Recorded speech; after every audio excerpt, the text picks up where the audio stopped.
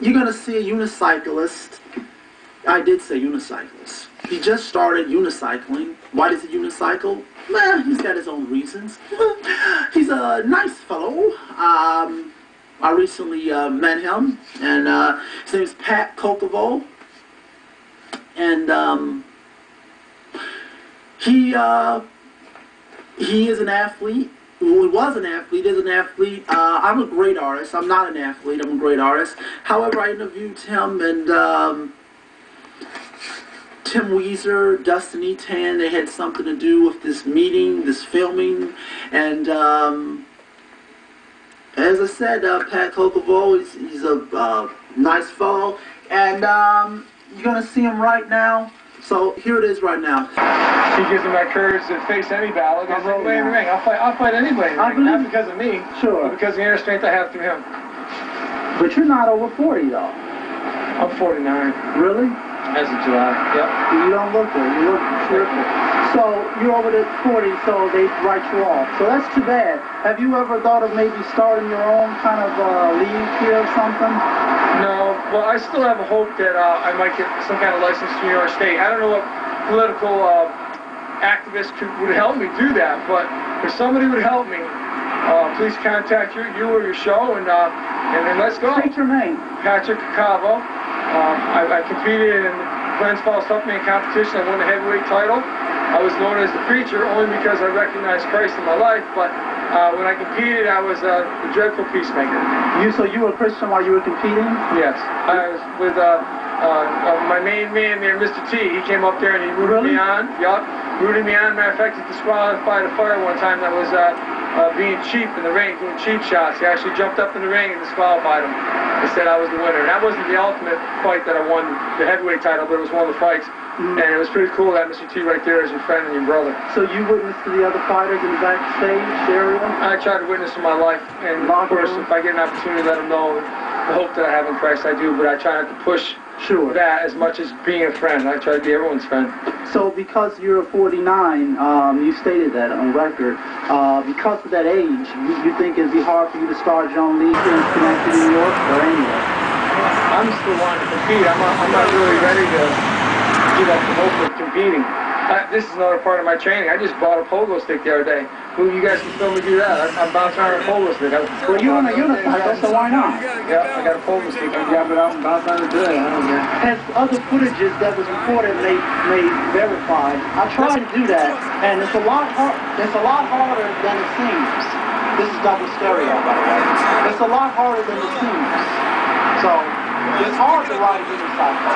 Who taught you to do that? I'm teaching myself. I learned up by this fence. I was starting by hitting the fence once in a while. Come on, stay with me. And now when I get away from it, I don't touch it no more. And also there's a wooden deck down there by the river there. I would use the wood once in a while because you wouldn't crash quite as hard on the wood. So between the wooden deck and this fence here, and I actually found some sticks in the garbage with like wooden dowels with round balls on them. And I could get up on those wooden sticks, those wooden balls any place. And actually the problem with those was when I would be cycling, I was afraid I'd hit somebody come up from behind, so I stopped using the sticks. How long have you been unicycling? Just 3 weeks now. Really? Yeah, it's that's what I'm saying. I thank God for my athletic ability, my coordination, timing, balance. Sure. It's in there. I just need to polish, try to polish it up, try to sharpen it. But I'm hoping as I work on my balance now, as when I'm 49, when I get older, 70ish, that my balance will always be sharp. So you accomplished a few things in the realm of what do they call it, karate? Yeah, my friend Dustin Etan, he trained me over the years. And it's funny when he was younger, the bullies would always pick on him, and I would defend him. And as he got better in the martial arts, it was kind of like he became my teacher. And Dustin Etan really knows the art of Bruce Lee. I think I heard of that name somewhere before. I'm not sure though. So you won a Tough Man twice? No, I won just the 1 year. I had a couple problems with situations where they were. I don't know how to explain it in a quick couple seconds. But next time you interview me, we'll go into more detail on what happened with the second round as far as repeating. They called the guy out of the stands that wasn't supposed to be in the arena. Right. They said he wasn't there, and then all of a sudden they called him down and let me go cold. I was like 22 fights in the night, and all of a sudden they let me know he's there. They call him down out of the stands. He wasn't in the the locker room. You know, he wasn't there for the doctor's weigh-in or anything like that. And it was just a big circus that night. How many matches were you in?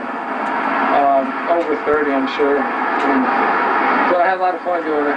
Just like I'm having a lot of fun doing it. Have you ever taken chemicals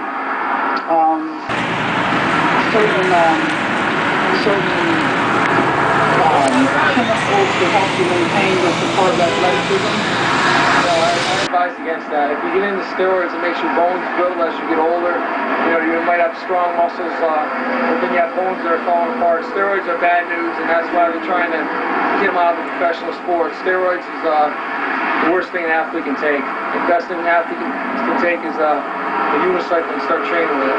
Let's head down towards the river because I want to dive in. All right? Okay. Sound good? Cool. Dive in. On and down. No, I'm not sure if this is putting out down, so I want to take my shorts on. Are you going to go down there? Yeah. You think I should? You said we were gonna, but it's bikini underwear.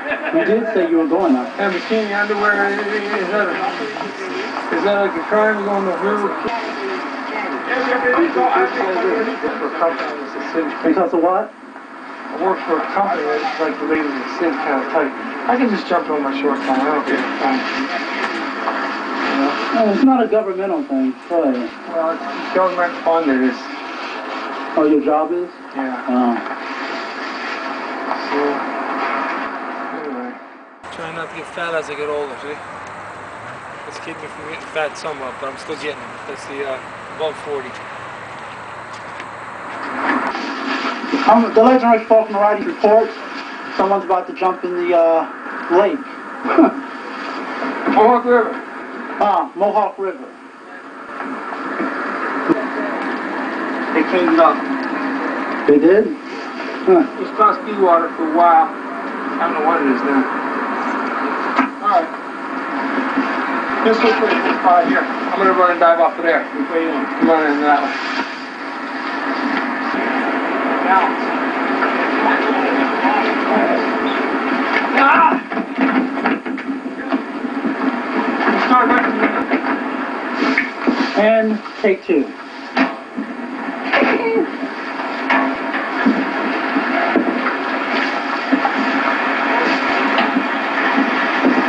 Great video. Come on now, you can do it.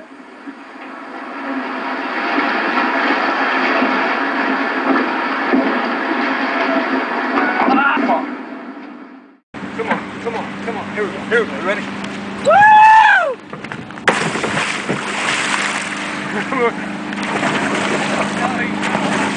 That felt nice. That's the first time on Unicycle I took a bath. Nice. Well, thanks for videotaping. That's my first time hitting the water with my bike. Let's see if I can clean it up a little bit. Now you can tell all your friends that you're soon going to be on the Unreal Variety Show. Here we go. What's that? Here we go.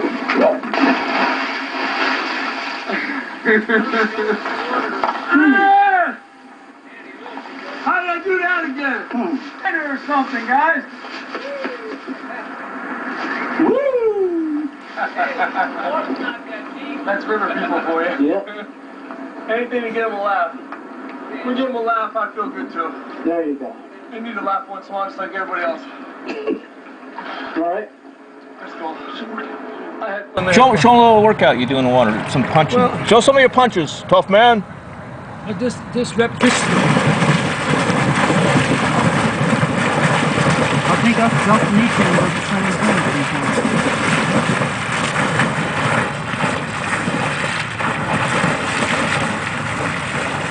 Caccavo, the tough man. Not too good of a bottom here. Mostly just clay bottom. Are you standing on something? Is it that not high? Are you standing on something? Yeah. I saved it a month or two ago. He jumped in, the river was high. He was drowning right in front of me. I thought he was faking. Trying to decide if I should grab a hold of him. Uh-huh. Like if he's gonna go, I got you, you know? Yeah. So I watched him. He was drinking, so he was pretty drunk. His first action was, and he went under. His second action was, he went under. I thought to myself, this kid can't swim. So she was telling me I was going to beat me into the water. I beat him in the water, and now he's in the water drowning. So I thought to myself, he ain't faking. I jumped up on the dock and I yanked him off. And his name's Alex. But so 2 months ago, essentially, you became a hero 2 months ago. I wouldn't say on that, but I helped the guy so he could live another day. And did you do that for Jesus Christ, or was it because it was the right thing to do? Or what you define as right? Well, I'd like to think that I would do that because God puts caringness in me for others, but hopefully I would care enough to help somebody if he could anyway. I'm always a fan. At the time, you wasn't. No, I never met him before. Now, that takes some character to help someone you don't know.